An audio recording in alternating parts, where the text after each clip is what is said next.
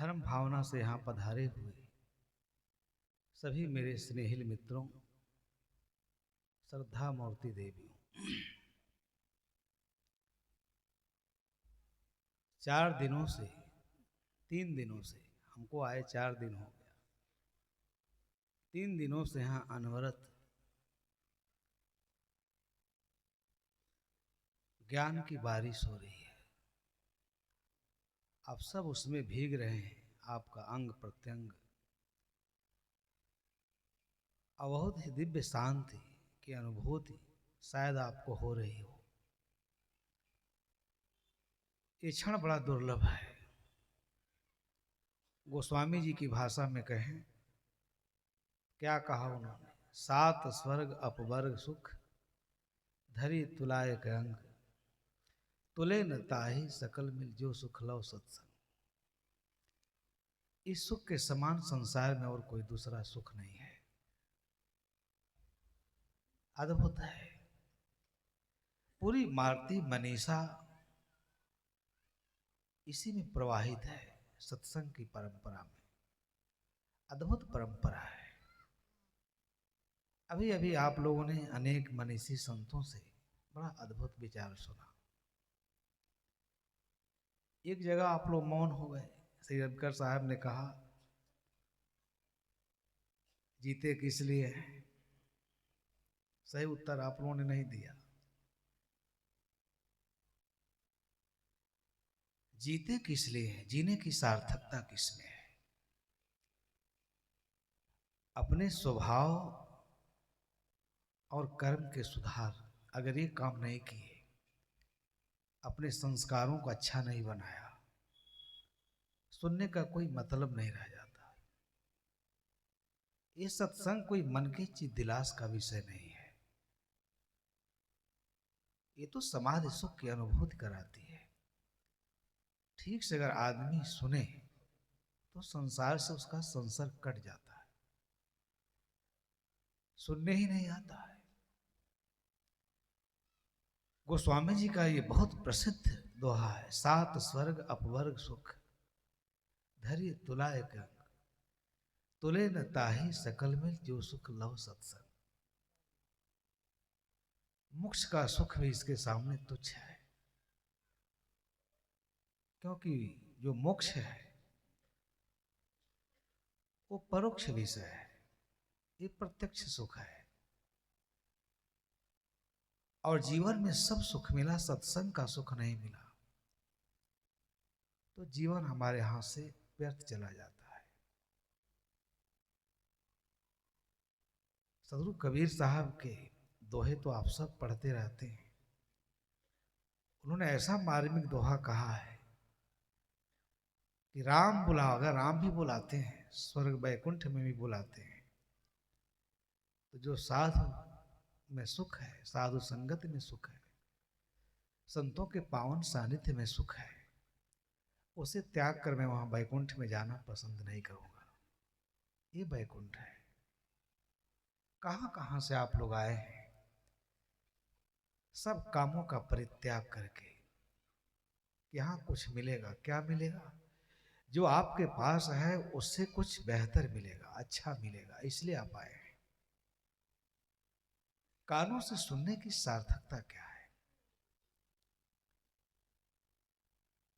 अपवर्ग मोक्ष को कहते हैं। 7 स्वर्ग जिसकी परिकल्पना है, अपवर्ग मोक्ष के भी सुख को एक धरातल पर रख दिया जाए, एक तराजू पर रख दिया जाए, ये बड़े अनुभूत जनित विषय है। बड़े बड़े पापी, मलेच्छ, शूद्र, अज्ञानी, मूढ़, विषयी, विकारी, नीच, अधम, मलेच्छ, ऐसे लोगों का जीवन क्षण भर में बदल गया है।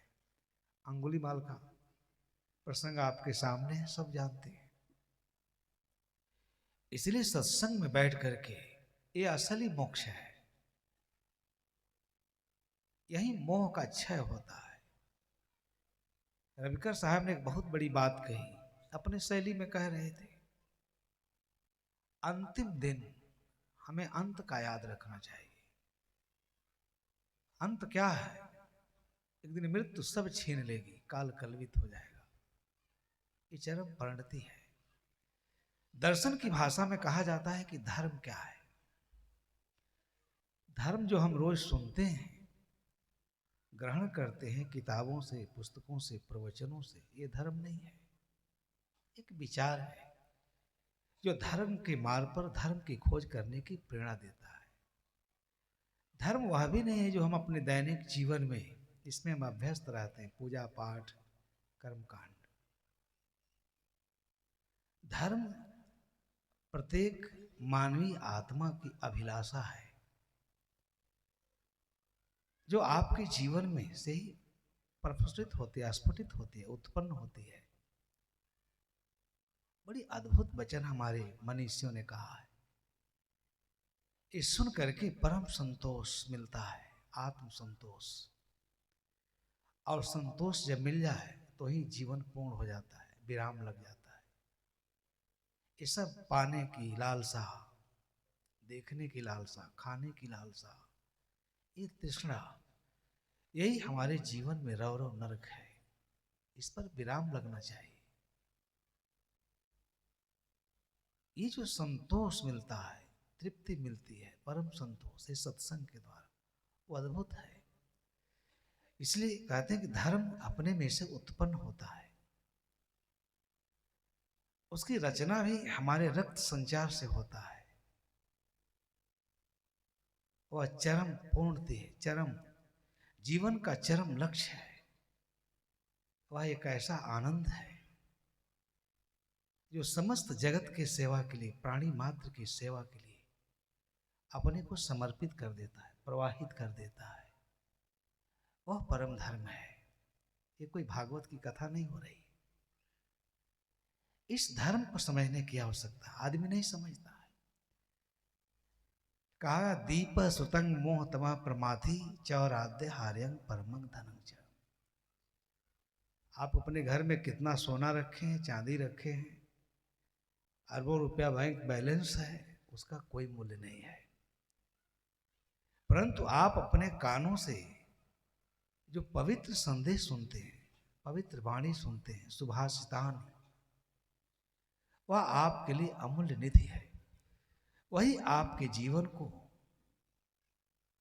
सुसंस्कारिक करती है, सुंदर बनाती है, आपके व्यक्तित्व को निर्मल बनाती है, आपके जीवन को पूर्ण करती है, जिसे ज्ञान कहते हैं। ज्ञान की परिभाषा बहुत बहुत लंबी परिभाषा है और संस्कार की जीवन में बहुत बड़ी आवश्यकता है। आप सभी जानते हैं, कितना भी पढ़े हैं, लिखे हैं, इसलिए इन महापुरुषों के वचनों से मुझे बहुत संबल मिलता, ऊर्जा मिलती, अक्षय ऊर्जा। अद्भुत ज्ञान का कथन किया गया। दीपा सुतंग मोह तमा प्रमाथि चौर आद्य हार्यंग परमंग धनंग च। कानों से जो सुना गया सुभाषित वचन है, वही हमारे लिए श्रेष्ठ धन है, अमूल्य निधि है। मोह रूपी जो प्रगाढ़ मोह की चिर निद्रा में हम अनादिकाल से सोते आ रहे हैं, ये मनुष्य जीवन है। साहब कहते हैं, मानुष जन्म पाए के चूके अब की घात, जाए परे भव चक्र में सहे घनेरी रात। लेकिन आदमी इतना प्रमाद में पड़ा रहता है कि वो अपने लोकोत्तर जीवन को ही भूल जाता है। इसी जीवन में आप इतने रम गए हैं, इस जीवन के अंत का आपको ज्ञान नहीं। इसलिए इस जीवन में सारे अनर्थ होते हैं, सारे पाप होते हैं, सारे दुष्कर्म होते हैं। जीवन का अंत अगर याद रहे तो शायद हम देवता बन जाएं, परंतु हम तो मनुष्य ही नहीं बन पाते हैं। इसलिए जीवन में आवश्यकता ऐसे पवित्र वचनों को सुनने की। दीप श्रुतंग मोह तमा प्रमाथि चौराद्य हार्यंग परमंग धनंग च। ये ऐसा धन है जिसे न भाई बांट सकता, न चोर इसे चुरा सकता, न राजा जबरदस्ती आहरण कर लेता। ये सदा आपके साथ रहता है, आपके चरित्र, व्यवहार, जीवन सबको तराशता रहता है। आप जो घर में धन रख रहे हैं उससे तो कांप रहे हैं थर थर। कोई छीन ले न ले, कोई चुरा न ले, उसी में आप जीते रहते हैं, जीते रहते हैं। स्वामी राम तीर्थ के पास एक आदमी आया, बूढ़ा आदमी, बहुत उसके पास धन संपत्ति थी, सोने के सिक्कों को रखा था, उसी में जीता था। कोई संतति नहीं थी, पुत्र परिवार नहीं था, लेकिन उसी धन में ही उसका पूरा मन डूबा रहता था, उसी धन में ही खोया रहता था। एक बार क्या पता उसके मन में ऐसी श्रद्धा उपजी कि चलो इसे दे दें। स्वामी राम तीर्थ को बहुत बड़े महापुरुष हैं। जब प्रवचन समाप्त कर चुके तो धीरे से गया उनके कमरे में, कहा महाराज, जिसके कारण मैं कभी सो नहीं सका, कहीं जा नहीं सका, जो हमारे पूरे जीवन को अव्यवस्थित रखा, थोड़ा और समय बचा है, मैं सोच रहा हूं कि आपको इसे दे दूं, आप इसे कहीं लगा लें। स्वामी राम तीर्थ भड़क गए। तो जानते ही हैं, प्रोफेसर थे, पत्नी परिवार, उनका बैराग इतना प्रखर हुआ, क्षण मार में सबको त्याग के चल दिए, श्मशान में जाके रहने लगे। लोग कहे तो पागल हो गया है। उन्होंने कहा, इन्हीं बिगड़े दिमागों में भरे अमृत के लच्छे हैं, हमें पागल ही रहने दो, हम पागल ही अच्छे हैं। प्रोफेसर साहब थे। उन्होंने कहा, मूर्ख, जिसने जीवन भर तुम्हारा सुख चैन सब छीन लिया, उस बीमारी को तुम मुझे दे रहे हो, हटाओ इसको। मैंने तो सबका त्याग करके चल दिया, इसी में तुमने अपने सारे जीवन का विनाश किया, सर्वनाश किया। जिस जीवन से अमृत प्राप्त कर सकता था वो हमको दे रहे हो। अरे तुम भी मुक्त हो जाओ, ऐसा करो, ले जाओ इसे नदी में सब फेंक आओ। वो तो कांप गया, कहा किस मूर्ख के पास चले आए, कहा सब नदी में फेंक दो। अब गुरु थे, कहे तो जाना था। नदी के किनारे गया और धीरे धीरे एक सिक्का फेंकता था तो ऐसे पकड़ता था सीना, जैसे भयानक दर्द, कलेजा कट गया, उसी में जिया था। अंत देखो, सब छूट जाएगा, क्या मतलब है।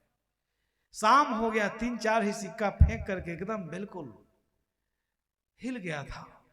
कितनी बड़ी मैंने गलती की यहां आकर के। स्वामी राम तीर्थ ने भेजा, कहा यार मिनटों का काम था, क्या कर रहा है, जाके देखो। एक आदमी गया, देखा फेंक कर कैसे कलप रहा है पकड़ करके। वो गया, पूरी पोटली उठा के एक ही बार फेंक दिया, चिल्ला उठा। कहा मूर्ख, 1 मिनट का काम है फेंकना, तुम इसी में जी रहे हो। गुरुजी ने कहा था कि इससे मुक्त हो जाओ, यही तो मुक्ति है, इसी में जिया। एकदम कांपने लगा। फिर जब स्वामी राम तीर्थ के पास आया, जब उसे बोध देने रहे, कहे मूर्ख, इसने तुम्हारा जीवन बर्बाद कर दिया, जीवन के अमूल्य अवसर को बर्बाद कर दिया, और हमको दे रहे हो। मैं जानता था कि तुम्हारी वासना नहीं मिटती, हमको दे करके भी तुम्हारा चित्त उसी में लगा रहता, फिर तुम इसी के लिए तुमको जन्म लेना पड़ता। इसलिए कहा कि न तुम्हारे जन्म का कारण बने ना मेरे जन्म का कारण बने, इसको यही मुक्त हो जाओ। इतना बोध दिए, कहे कि सब तुम्हारा छीन लिया, नष्ट कर दिया, उसी में जीते हो, हटाओ इसको, वहां से चित्त हटाओ, अपने चित्त को विमल बनाओ। चित्त में वही संसार प्रयत्न शोधित, ऋषियों ने कहा। ये सत्संग चित्त में जो जितने बीमारी हैं, जितने कुसंस्कार हैं, गंदगी है, उन्हें समाप्त करने के लिए। वो कैसे होगा, जब आप सुनेंगे। कबीर साहब ने कहा कि दुनिया सेती दोस्ती परत भजन में भंग, एकाएकी राम से की संतन के संग। ये संत संग अपवर्ग कर, यही अपवर्ग है, यही मोक्ष है, यही जो दिशा मिलती है, यही जो मार्ग मिलता है, उसी मार्ग पर चल करके हम अपने जीवन को कृतार्थ करते हैं। अद्भुत जीवन है ये बंधु। इसलिए सत्संग जैसा अद्भुत विषय तो जीवन के लिए कुछ है ही नहीं। समय कम है, लेकिन कम नहीं है, बहुत है। एक शब्द ही बहुत है। साहब जी कह रहे थे ना, मोहतमा परमाति चवराध्य हार्यंग परमं धनंग, सब मोह शत्रु व्यथनाय शस्त्रंग, नयोपदेष्टा परमश्च मंत्री। ये मोह रूपी जो महाशत्रु है, हमारा शत्रु कौन है, हमारा ज्ञान, हमारा मोह। इसीलिए हम अपने असंग स्वरूप को नहीं जान पाते, अपने देवत्व को नहीं जान पाते। उस मोह रूपी शत्रु के लिए अस्त्र है सत्संग। मोह ऐसे नहीं हटेगा जब सत्संग रूपी मजबूत अस्त्र से उस पर प्रहार करेंगे, कुल्हाड़ी से। क्योंकि मोह के कारण ही हमारे जीवन में सारा दुष्परिणाम है। व्यथनाय से उसको व्यथित करने के लिए शस्त्र है। नए उपदेष्टा परमस्य मंत्री और नई नई नीति देने का वो क्या है, मंत्री है। कानों से सुना गया सुभाषित वाक्य, सुभाषित वचन, इससे बहुमूल्य हमारे जीवन में कुछ भी नहीं है, समझना चाहिए। आप गतस्याप मित्रम पीड़नी स्वगृहस्यकत्सा, इतना अद्भुत बात है। आपत्ति में विपत्ति में पड़े हुए व्यक्ति का स्थिर मित्र है। जिस समय सारे मित्र आपका साथ छोड़ देते हैं, उस समय कानों से सुना गया सुभाषित वचन